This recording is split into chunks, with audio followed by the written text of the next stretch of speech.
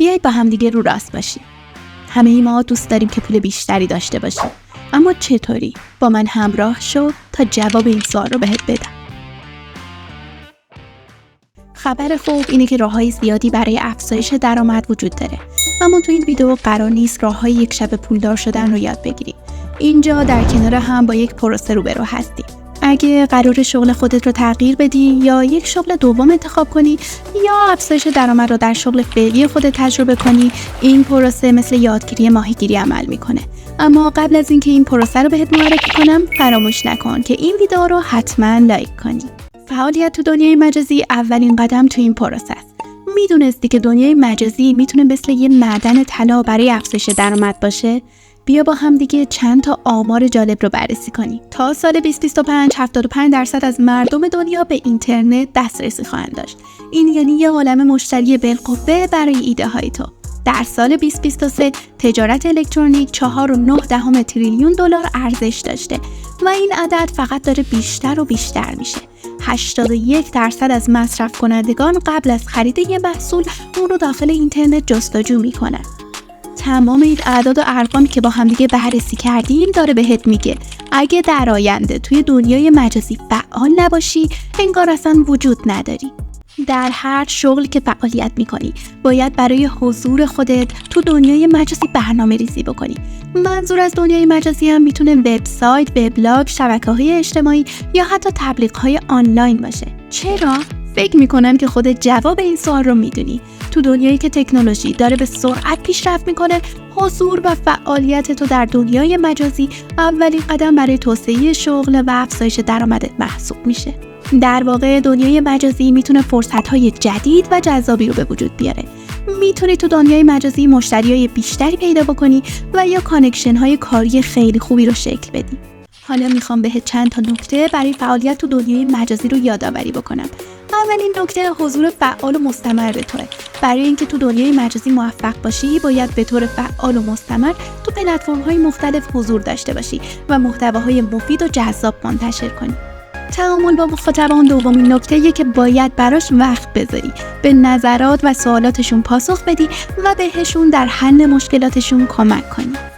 سومین نکته هم استفاده از ابزارهای مناسبه.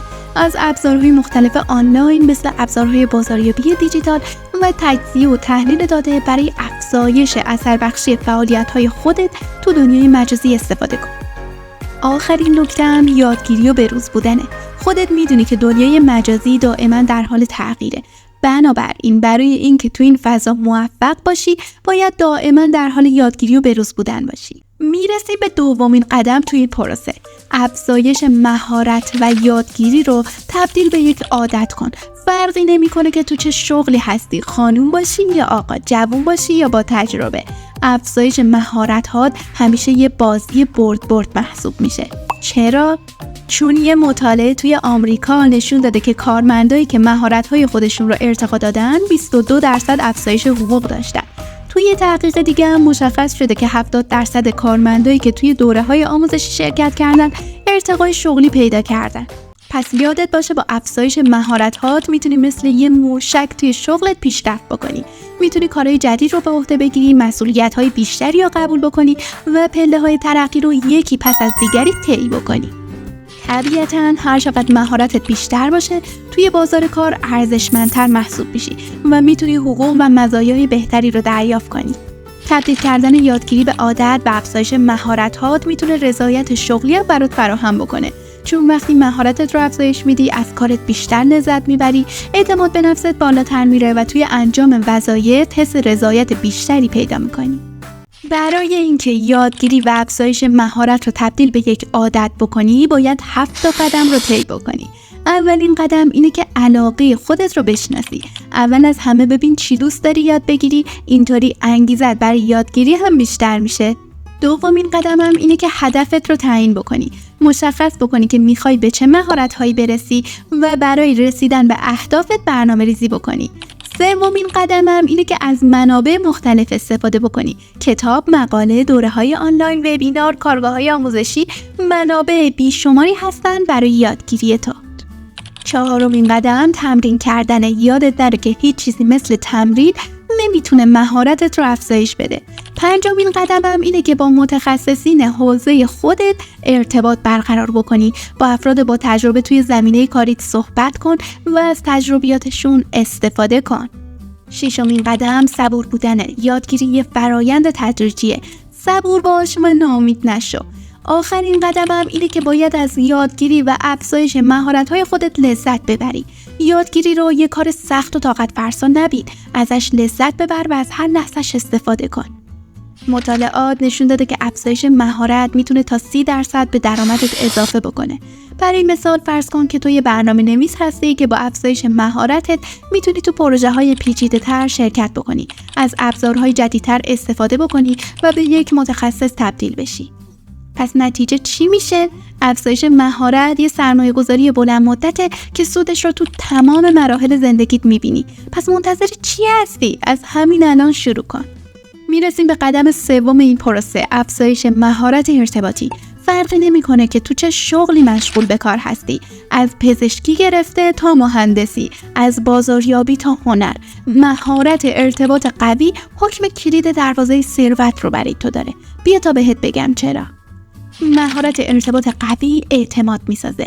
وقتی با همکارات و مشتری‌ها و مدیرای خودت به طور واضح و مؤثر ارتباط برقرار بکنی، اعتماد اونها رو جلب میکنی. این اعتماد زمینه رو برای همکاری‌های سودمند و فرصت‌های شغلی بهتر برای تو فراهم میکنه. با مهارت‌های ارتباطی سوء تفاهم‌ها از بین میره. ارتباط قوی ابهامات رو از بین میبره و باعث میشه وظایف به طور دقیق‌تر انجام بشن. این موضوع به افزایش راندمان کاری و در نهایت سود بیشتر سازمان منجر میشه. ارتباط قوی شما رو متقاعد کننده تر نشون میده. توانایی بیان ایده ها و نظرات خودتون به طور واضح و جذاب شما رو توی مذاکرات و ارائه ها قدرتمندتر میکنه. این قدرت به شما کمک میکنه تا به اهداف شغلی خودتون برسید و درآمدتون رو افزایش بدید. بیا با هم دیگه نگاه بکنیم که تحقیقات درباره مهارت‌های ارتباطی چی میگن. مطالعه توسط دانشگاه هاروارد نشون داده که 45% از تفاوت در حقوق افراد به مهارت‌های ارتباطی اونها مربوط میشه. یه تحقیق دیگه که توسط مؤسسه گالوپ انجام شده نشون میده که کارمندانی که مهارت‌های ارتباطی قوی دارن 37% بیشتر از دیگران توی شغل خودشون موفق هستن. برای یادگیری مهارت ارتباطی باید 5 گام مختلف رو طی بکنی که اولین گام اینه که گوش شنونده‌ای داشته باشی. قبل از صحبت کردن باید به حرفای طرف مقابل خودت با دقت گوش بدی. گام دوم اینه که همدلی رو چاشنی گفتارت بکنی. خودت رو جای طرف مقابلت بذاری و سعی بکنی نیازها و خواسته های اون رو درک کنی. با وضوح و شفاف صحبت کردن گام سوم تو یادگیری مهارت‌های ارتباطیه. باید پیام خودت رو به طور واضح و مختصر بیان کنی و از اصطلاحات تخصصی که مخاطبت متوجه اونها نمیشه استفاده نکنی. گام چهارم هم اینه که زبان بدن خودت رو کنترل بکنی. به حرکات و حالات چهره خودت توجه کن و مطمئن شو که با لحن و کلماتت همخوانی دارن. گام آخر تو یادگیری مهارت‌های ارتباطی هم تمرینه. هیچ چیزی مثل تمرین مهارت‌های ارتباطی شما رو تقویت نمی‌کنه. با دوستان، خانواده و همکاران خودت گفتگو کن و از اونها بخوا که به شما بازخورد بدن. در نتیجه مهارت‌های ارتباطی یک سرمایه ارزشمنده که تو هر شغلی به شما کمک می‌کنه تا به موفقیت و ثروت برسی. میرسیم به 4مین قدم تو پروسه افزایش درآمد. مدیریت و برنامه‌ریزی رو یاد بگیر. میدونی که برنامه‌ریزی و مدیریت نقش خیلی مهمی تو افزایش درآمد توی هر شغلی رو داره. بیا با هم دیگه یه نگاه به آمار و ارقام بندازیم. یه مطالعه نشون داده که برنامه‌ریزی دقیق میتونه تا 25% بهره‌وری رو افزایش بده. یه تحقیق دیگه هم به این نتیجه رسیده که مدیریت زمان مناسب میتونه تا 30% سود سازمان رو افزایش بده. و یه خبر خوب دیگه این که برنامه‌ریزی میتونه تا 20% از هزینه‌ها رو کم بکنه. بیا با هم دیگه نقش برنامه‌ریزی و مدیریت رو توی افزایش درآمد بررسی بکنیم. برنامه‌ریزی و مدیریت باعث میشه که بهتر کار بکنیم. وقتی برنامه‌ریزی دقیقی داشته باشیم میدونیم که دقیقاً باید چه کارهایی رو انجام بدیم و توی زمانمون صرفه‌جویی میکنیم. اینطوری میتونیم کارهای بیشتری رو توی روز انجام بدیم و در نهایت درآمدمون هم بیشتر میشه. برنامه‌ریزی و مدیریت باعث میشه که تمرکزمون بیشتر بشه. وقتی یک برنامه مشخص داریم دیگه لازم نیست نگران این باشیم که چه کاری رو باید انجام بدیم و مدام حواسمون پرت نمیشه. اینطوری میتونیم با تمرکز بیشتری کار بکنیم و کارمون رو با کیفیت بهتری انجام بدیم. وقتی برنامه‌ریزی دقیقی داشته باشیم احتمال اینکه اشتباه کنیم خیلی کمتر میشه. اینطوری میتونیم از دوباره کاری و هدر رفتن زمان و هزینه‌مون جلوگیری کنیم. برنامه‌ریزی باعث میشه که بهتر تصمیم بگیریم. وقتی یه برنامه مشخص داریم میدونیم با یه دید بازتر به همه جوانب کارمون نگاه بکنیم و بهترین تصمیم‌ها رو برای رسیدن به هدفمون بگیریم. مورد آخر هم این که برنامه‌ریزی و مدیریت زمان میتونه باعث بشه که اعتماد به نفسمون بیشتر بشه.